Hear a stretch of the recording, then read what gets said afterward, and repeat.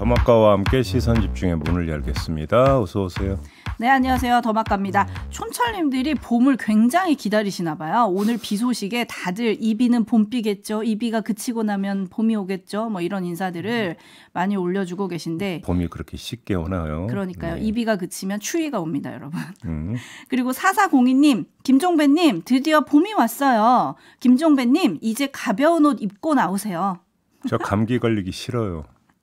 아직 아니라니까 그러네. 조금만 기다리세요. 김종배에게 봄은 아직 오지 않았습니다. 네. 네. 그리고 남한사님, 좋아요로 시작합니다. 오늘도 시선집중으로 시작합니다. 아주 바람직한 아침입니다. 남한사님 칭찬해드리고요. 네. 빈센트님, 축구를 보면 아시겠지만 조직 운영은 실력으로만 가능하지 않습니다. 조직 운영은 인성이 필요합니다. 지금 우리나라에는 인성을 갖춘 리더가 얼마나 될까요? 라고 보내주셨는데 네. 총선을 앞두고 리더의 조건을 좀 다시 생각해보게 되는 댓글이라서 소개해봅니다. 매일 나오는 뉴스를 한번 종합해보세요. 뭐 대충 판단 나오지 않겠습니까? 어떻게요? 네. 그럼 여러분들이 판단하셔야 되는 문제겠죠. 네. 인성까지 뭐 여기서 제가 뭐라고 하기는 좀 그래서 네, 여러분들이 알아서 판단해 보시기 바랍니다. 네, 그리고 이 하나님 비 오는 아침입니다. 촌철님들 출근길 안전운전하세요. 아직 이불 속에 계시는 촌철님들 부럽습니다. 저도 부럽습니다. 108 하나님은 새벽부터 시내버스 운행합니다. 꼭두 새벽에 일어나는 건 몇 년째 적응이 힘드네요. JB 몇 시에 일어나요? 5시에 일어납니다. 헐. 아이고, 이건 방송 용어가 아니구나. 네. 네, 작가진은 아마 보통 새벽 3시 반에서 4시 사이에 일어날 텐데 JB는 5시에 일어나시는군요. 대단하십니다. 아, 예. 그렇게 일어나서도 뉴스 스크립이 다 된다니 부럽네요. 자, JB타임즈 오늘 주목할 첫 번째 뉴스 어떤 건가요? 두 개의 뉴스를 차례로 전해드리겠습니다. 먼저 첫 번째 뉴스부터 들어보시죠. 윤석열 대통령이 독일과 덴마크 순방을 갑자기 연기했습니다. 대통령실은 구체적 이유를 밝히지는 않았는데 상대 국가에는 의료 파업 가능성과 북한의 도발 등의 이유를 전한 것으로 알려졌습니다. 전례 없는 상황에 외교관은 물론 MOU 체결 일정 등을 잡았던 경제계는 당황스러워하고 있습니다. 예정됐던 일정은 오는 18일부터 5박 7일간의 독일, 덴마크 순방이었습니다. 독일은 국빈 방문이기까지 했는데 일정 나흘 전 전면 연기는 매우 이례적입니다. 대통령실이 순방 연기와 관련해 여러 요인을 검토한 것으로만 알려졌을 뿐 구체적 이유를 밝히지 않으면서 김건희 여사가 다시 주목받았습니다. 실제로 대통령실에서 순방 연기를 통보하는 순간까지도 김 여사 동행 여부를 결정하지 않아서 순방 국가에서 의정갈, 일정 조율 등에 대해 답답함을 호소한 걸로 알려졌습니다. 네, 이게 첫 번째 뉴스고요. 두 번째 뉴스 마저 들어보시죠. 검찰이 더불어민주당 이재명 대표의 부인 김혜경 씨를 재판에 넘겼습니다. 민주당 대선 경선이 진행됐던 지난 2021년 김 씨가 민주당 관계자들에게 법인카드로 식사를 대접해서 공직선거법을 위반한 혐의를 적용했습니다. 이 자리에서 수행원인 배모 전 비서가 경기도청 법인카드로 음식값을 계산했습니다. 경기도청 직원까지 합쳐 6명의 밥값으로 약 10만 원을 썼습니다. 검찰은 이 같은 행위가 공직선거법상 불법 기부 행위라고 판단했습니다. 수원고등법원은 배 전 비서에 대해 징역 10개월에 집행유예 2년이라는 1심 판결을 그대로 유지했습니다. 검찰은 배 씨와의 공범관계가 항소심에서도 인정된 만큼 김혜경 씨를 기소했다고 밝혔습니다. 검찰은 김 씨와 배 씨의 법인카드 유용 의혹에 대해선 계속 수사하겠다며 추가 기소 가능성을 내비쳤습니다. 네, 두 가지 뉴스를 차례로 전해드렸는데 네. 짚을 점은요? 한 사람은 들고 한 사람은 난 그런 경우이기 때문에 두 개를 나란히 전해드렸는데요. 김건희 여사와 김혜경 씨를 두고 하는 말입니다. 독일 덴마크 순방 얘기가 나오자 언론의 관심은 김건희 여사의 동행 여부였습니다. 그런데 순방이 연기가 됐습니다. 이러면 김건희 여사 동행은 더 이상 관심사가 될 일도 논란이 될 일도 없게 됩니다. 자, 김건희 여사가 여전히 모습을 드러내지 않고 있는 상황에서 이번에는 김혜경 씨가 소환되는 이런 상황이 돼버렸고 관련 뉴스는 쏟아질 겁니다. 과연 이 상황은 우연적인 상황일까요? 그렇다고 치고 그럼 상황은 앞으로 어떻게 흘러갈까요? 자, 김혜경 기소로 김건희 명품백이 가려질 수 있을까? 이게 사실은 핵심 관심사 아니겠습니까? 물론 그 결과는 정치권과 언론의 키우기 의지와 키우기 능력에 달려 있을 것이지만 그래서 미지수이지만 최소한 이건 진단할 수 있을 것 같습니다. 최소한 이건 진단할 수 있다. 이건이 뭡니까? 상대 진영에 있는 사람들, 나아가 중도지대에 있는 사람들에게 어떤 영향을 미칠지 그건 몰라도 우리 진영에 있는 사람들에게는 효과가 있을 것이다라고 기대할 법하다라는 겁니다. 내부의 삐딱한 눈초리, 나아가 이탈을 막는 방법 가운데 하나는 독긴 객긴 인식을 심어줘서 그냥 그 자리에 있게 하는 것 아니겠습니까? 그런 점에서는 효과가 있을 수도 있을 거다 이런 말씀을 드리는 건데요. 이 문제는 이 정도로 정리하고 하나만 짧게 더 추가해서 이야기를 해보도록 하겠습니다. 어떤 건가요?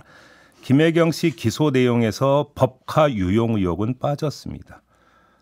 조금 전 뉴스 리포트에서 전해드린 것처럼 그냥 음식값 계산만 지금 기소 내용에 포함을 시켰습니다. 그러면 법카 유용 의혹은 어떻게 되는 겁니까? 뉴스 말미에 뭐가 나왔습니까? 추가 기소 가능성이 있다고 지금 전하지 않았습니까? 네. 근데 궁금한 게 추가 기소를 한다면 언제 하느냐라고 하는 게 저는 궁금하다라는 겁니다. 총선 전일까요? 후일까요? 만약에 총선 전이라고 한다면 그 시간차를 두고 그렇게 기소를 하는 것은 어쩔 수 없는 불가피한 상황이었을까요? 그 불가피한 상황으로 만약에 간주가 된다면 법카 유용 혐의가 너무나 방대하고 복잡해서 입증에 어려움이 있었기 때문 이렇게밖에는 해석이 안 되는 거 아니겠습니까? 근데 과연 사안이 그런 것이냐라고 하는 점을 저는 한번 물어보고 싶고 궁금하다 이런 말씀을 드리는 겁니다. 네, 김혜경 여사 기소와 관련해서 정성호 의원이 이런 글을 SNS에 올렸습니다. 죄가 된다고 쳐도 대통령 후보의 배우자가 1인당 2만 원 정도의 식사를 했다고 선거 끝난 지 23개월이나 지나서 기소한다는 게 정상적인가? 라고 물음을 던졌던데 어쨌든 검찰은 이것뿐만 아니라 앞으로도 계속 추가 기소 가능성을 열어두고 있는 거잖아요. 그렇습니다. 지금 JB가 얘기한 대로 그러면 관련 추가 기소는 언제 나올 거냐? 과연 그 시점과 타이밍이 문제다. 네, 근데 정리가 되어야겠죠? 야권에서 이런 어떤 의구심의 눈초리를 계속 보내게 되면 이 문제는 어떻게 연동이 됩니까? 김건희 명품백과 연동이 돼가지고 계속 논란이 이제 짚혀지게 된다라는 것입니다. 이러면 김건희 명품백도 계속 여론에 소환될 수밖에 없다. 이 점도 함께 말씀을 드리겠습니다. 그래서 지금 여야의 모든 상황을 임금님께 캔디님의 촌철로 마무리할 수 있을 것 같아요. 내 리스크는 빼고 남의 리스크는 키우고. 그렇죠. 뭐. 네. 네. 한편 대통령실 고위 관계자는 김건희 여사 동행 여부가 순방 연기와 관련됐다는 주장에 대해 이렇게 얘기했습니다. 소설 중에 소설 같은 얘기고 사실 무근이다. 네, 저도 그러기를 바랍니다. 그런데 국빈 방문까지 예정해 놓았는데 나흘 전에 취소한다면 그건 정말로 통상적인 어떤 이유가 아닌 다른 이유가 있어야 되는 것이거든요. 그게 그렇죠. 뭘까가 지금 설명이 안 되고 있다는 겁니다. 네, 여권 관계자는 민생과 안보에 집중할 필요성이 고려된 거다 이렇게 얘기를 했습니다. 그리고 대통령실 관계자는 당초 10회로 계획했던 민생 토론회를 연중 내내 전국을 돌며 열 계획이라고 전했는데요. 아니 민생과 안보 문제가 국빈 방문까지 지금 연기할 정도로 돌발 변수입니까? 그게? 이거는 상수죠. 그러니까요. 그게 설명이 될 수 있는 걸까요? 그걸로? 네. 궁금하네요. 어쨌든 이렇게 설명을 했다. 네. 요 말씀 전해드리고요. JB타임즈 다음 주목할 뉴스는 어떤 건가요? 한동훈 국민의힘 비대위원장이 연이어서 사전투표 용지 문제를 제기하고 있습니다. 지난 7일 관훈토론회에서 제기했고 엊그제 비대위 회의에서 제기했고 어제 또 기자들 앞에서 제기를 했는데 엊그제 비대위 회의에서 했던 말 잠깐 들어보시죠. 공직선거법 158조 3항에는 사전투표관리관이 투표용지에 사전투표관리관 칸에 자신의 도장을 찍은 뒤에 선거인에게 교부한다고 규정되어 있습니다. 그런데 사전투표의 경우에는 도장을 찍는 게 아니라 도장이 인쇄된 용지를 그냥 나눠주고 있습니다. 본투표처럼 사전투표도 하라는 겁니다. 본투표에서도 하고 있는 것을 똑같은 효력 있는 사전투표에서 하지 않겠다고 고집 부리는 것은 국민들께서 선관위의 공정한 선거 관리에 대한 의지를 의심하실 수도 있는 상황이라고 생각합니다. 네. 자, 이러면 선관위의 설명이 궁금한 거 아니겠습니까? 네. 전해드리면 이런 겁니다. 본투표의 경우에는 유권자가 자기 주소지에 설치된 투표소에서 투표를 하기 때문에 해당 지역구의 후보자와 그 정당이 찍힌 투표용지를 미리 인쇄해 놓을 수 있고, 이렇게 미리 인쇄해 놓은 투표용지에 도장도 미리 찍어 놓을 수 있기 때문에 시간이 걸리지 않는다. 하지만 사전투표의 경우에는 투표소를 찾는 유권자의 주소지가 모두 다르고, 그래서 투표용지도 다를 수밖에 없기 때문에 일일이 한 장 한 장 그 인쇄를 해서 나눠줘야 하는데, 여기에 도장까지 따로 찍으면 시간이 너무 오래 걸리고 유권자가 기다리는 시간이 길어질 수밖에 없다. 실무적으로 어쩔 수 없다. 이게 선관위의 지금 설명인 겁니다. 바로 이 점 때문에 2014년 사전투표 도입 때부터 직인을 인쇄해 온 것이다. 이렇게 설명을 했거든요. 근데 뭐 그래도 한동훈 위원장이 말한 것처럼 네. 법 규정을 따르는 게 원칙 아닌가요? 네, 그렇게 볼 수 있겠죠. 근데 다른 것도 봐야 된다는 겁니다. 관리관 도장 날인은 인쇄 날인으로 가름할 수 있다라는 규정도 있어요. 이게 공직선거관리규칙 84조에 규정되어 있는 내용입니다. 그리고 규칙보다는 법이 상위에 있는 거겠죠. 하지만 또 다른 게 있습니다.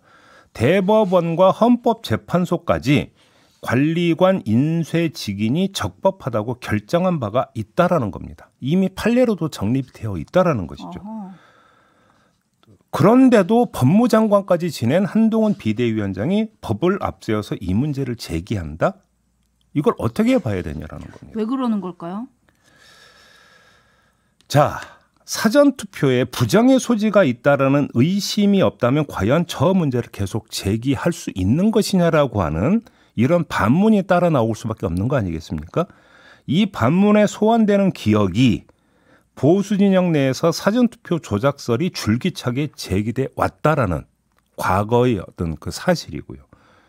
결국 한동훈 위원장도 이런 의심의 흐름에 올라탄 것이냐, 이게 궁금한 건데, 그게 아니라 결이 약간 다르게 이렇게 볼 수도 있겠죠. 이렇게 의심하는 보수 진영 내 강경파를 달래기 위해서 일종의 립서비스라고 할까요? 그런 차원에서 저 얘기를 하는 것 아니냐라고 하는 보수 언론의 분석도 있긴 있더라고요. 아무튼 그럼에도 불구하고 이 문제를 제기하는 것이 타당한 것이냐, 이 문제는 별도로 남는 거 아니겠습니까? 그 의도와는 무관하게 요 점에 대해서 유권자들의 판단과 평가는 어떤지, 이것도 궁금한 부분이죠. 네. 하지만 관련해서 이제 어제 출근길에 기자들이 물었잖아요. 네. 그럴 때 한동훈 비대위원장 그렇게 얘기하더라고요.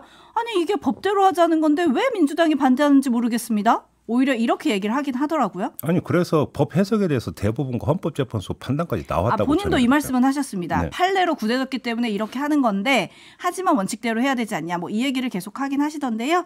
9849님 시간이 좀 걸려도 나눠줄 때 도장 한 장 찍는 게 힘든가요? 부정투표 논란을 잠재울 수 있다면 그렇게 하는 게 좋을 것 같습니다. 이런 의견 보내주셨고 반면에 박상록님은 벌써 부정선거라고 밑자락 까는 건가요? 라는 음모론. 허니버터님도 부정선거 음모론자들의 주장 같아요? 라는 좀 약간 비판적인 시선 보내주셨습니다. JB타임즈 다음 주목할 뉴스는 어떤 건가요? 우리나라와 쿠바가 대사급 외교관계 수립에 합의했다고 우리 외교부가 어젯밤에 밝혔습니다. 네, 어젯밤 속보를 보고 좀 놀라긴 했습니다. 이렇게 되면 이제 쿠바가 우리나라의 193번째 수교국이 된다고 합니다. 쿠바이기 때문에 눈길을 끄는 건데요. 쿠바가 어떤 나라입니까? 북한의 형제국으로 불리는 나라입니다. 네. 그런 나라가 우리나라와 수교를 했습니다. 그러면 북한과 쿠바의 관계가 앞으로 어떻게 되는 것이냐. 이것도 이제 관심사가 되는 거 아니겠습니까? 뭐 그거는 좀 차차 지금까지 챙겨보도록 하고요. 아무튼 외교적 성과라고 평가를 해야 되는 겁니다. 왜 그러냐면 역대 정부도 계속 쿠바와의 수교를 타진해왔지만 결국은 성사시키지 못했거든요. 그럼에도 불구하고 이번에 이제 이게 성사가 됐으니까 이거는 그 윤석열 정부의 외교적 성과로 평가를 해야 되는 거죠. 그 바탕에 이 비결에 여러 가지 요인이 있는데 그 가운데 하나가 한류다. 뭐 이런 또 이제 분석도 있긴 있더라고요. 아무튼 외교적 성과라고 평가를 하고, 자, 한국과 쿠바의 관계를 한번 좀 정리를 하면 코로나19 이전까지 쿠바를 찾은 한국인 수가 연간 14,000명에 달했다고 합니다. 그러니까 꽤 많이 오갔던 셈인데요. 그다음에 쿠바와의 교역은 뭐 그렇게 크지는 않습니다. 2022년 기준으로 수출이 1,400만 달러, 수입이 700만 달러 수준이었다니까 우리나라의 경제 규모에 비춰본다면 그렇게 뭐 비중이 있다 이렇게 볼 수는 없는 것 같고요. 눈길을 끄는 건 쿠바에 현재 약 1,100여 명의 한인 후손들이 살고 있다는 겁니다. 한인 후손들이 어떻게 해서 쿠바에 살게 됐느냐. 일제강점기에 노동자로 끌려간 우리 그 조상들이 있거든요. 이분들이 멕시코에서 쿠바로 이주를 했고 그 후손들이 지금 쿠바에 살고 있다. 이런 이야기라고 합니다. 네, 여기까지 전해드리고요. 마지막 소식 하나 더 전해드리겠습니다.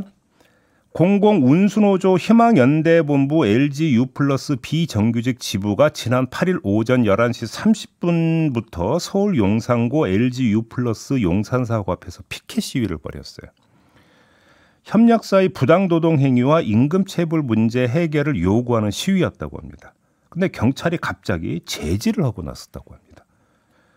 이 시위는 나흘째 이어지던 시위였는데 그 전에는 그냥 놔두다가 이날 갑자기 제지를 하고 나선 겁니다. 경찰이.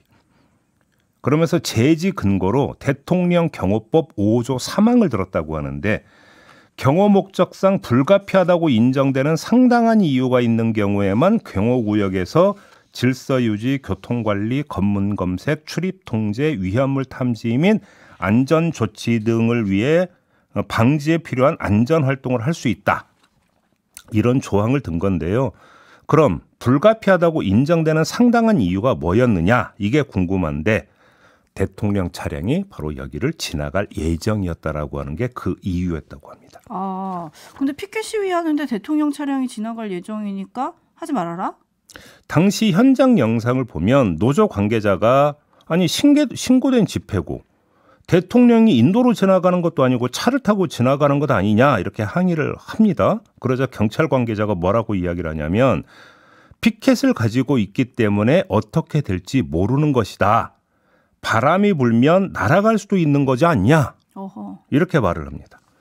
결국 노조는 인도 안쪽으로 이동을 했고 대통령 차량이 지나갈 때 경호 인원 10여 명이 이 노조원들을 둘러싸서 차도로부터 완전히 차단을 했다고 하는데요. 이에 대해서 용산경찰서 관계자는 이렇게 설명을 했다고 합니다. 시위 인원이 너무 도로가에 나와 있어서 안전 차원에서 인도로 두세 걸음 들어가서 집회를 이어가 달라고 권고한 것이다. 이렇게 설명을 했다고 하는데 아무래도 밑줄 쳐야 되는 것은 피켓이 날아갈 수도 있는 거 아니냐라는 어떤 경찰 관계자의 발언 아니겠습니까? 그러니까요. 이런 식이 돼버리면 집회할 때 뭐 들고 가야 되는 겁니까? 현수막 들고 가면 이것도 날아갈 수 있는 거 아닙니까? 모자 쓰고 가면 모자가 벗겨져서 날아가면 어떻게 되는 겁니까? 그렇죠? 자, 복장 정돈부터 하고 집회를 해야 된다. 그다음에 물품 정비부터 하고 집회를 해야 된다라는 결론에 도달을 하게 된다. 이런 말씀을 드리겠습니다. 네, 김동준 님이 우산으로 가리지 그러셨습니까? 라고 하는데 그러다 또 우산이 날아가면 어떡하죠? 마무리할까요? 네, 더마카 수고하셨습니다. 고맙습니다.